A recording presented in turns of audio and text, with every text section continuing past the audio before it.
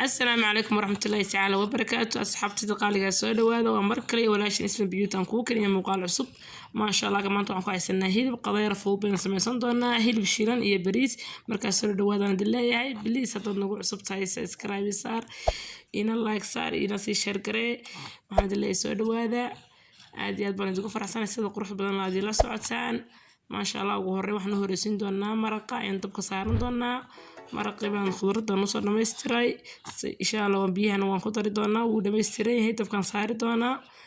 insha Allah saas weey maxaan ku dhahdaa inuu karkaraya marka waan ku soo noqon doonaa iyo seen u shiidi doonaa insha Allah la socda waxaan samaysan doonaa bariiskii ugu horreyn dabka waxaan soo saartay distidii laba xabba basal ayaan yara saliidan waan ku soo daray iyo xabad qaji insha Allah intaasaan macnaha aan shiilin doonaa halkan waxaan noogu diyaariyay xawaashida aan ku dari lahayn insha Allah intaasaan ku dari doonaa kabsartaan soo tumay iyo barbarooni maxaan ku dhahay barbarooni shiiday xawaashka iyo toontaas insha Allah ku dari doonaa saasay noogu shirmaysaa basashi markay basashi noo soo shiilantay ayaan ku daray xawaashida inta waa diyaar waxaan ku dari doonaa xawaashidii aan soo diyaariyay intaas insha Allah maqaadaan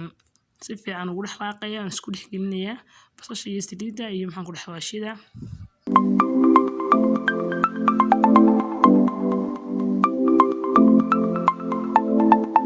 إن شاء الله اسكو دحقليه أنا اسكو maxaan ku dhahdaa aan soo laaqay marka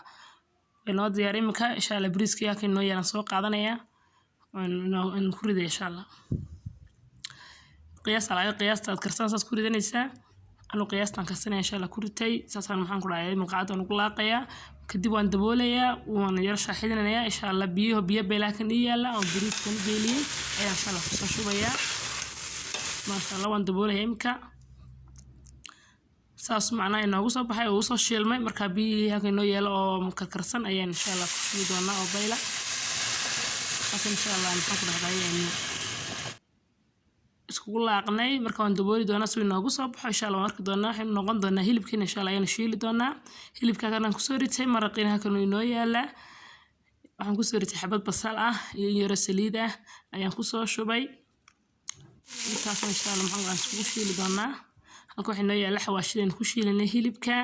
maxaan leendhanaan tabooda ah iyo filfil iyo maxaan barbarooni shiidan iyo toon aan soo tumay iyo maraq digaag iyo xawaash insha Allah intaas insha Allah aanu ku wada ridaynaa saasan aan isku laaqi doonaa aan isku dhex gelin doonaa insha Allah waan isku soo laaqay waxaan ku soo daray yar gurgura maraq yarna waan ku darsanayaa ma sha Allah saas inoogu shaaxiday marka insha Allah waan soo diyaarsan doonaa halkan bariiska way noo bislaaday dushaan ka qaadi doonaa waxa soo dul maray maxaan ku dhahay insha Allah tabarakallah saas inoogu soo baxay qurux badan leh waxaan leeyahay Allah intaan haysan hasi anagana Allah noo barakeeyo dhimaantu waxaan idin leeyahay ka faa'iideyso wacan muuqaalka dadka hesho insha Allah like-ta isaar ina si share gareey wixii fariin ana commentiga igu reeb sida iyo kulatin dambe wixii soo leh assalaamu calaykum waraxmatullaahi ta'ala wabarakaatuh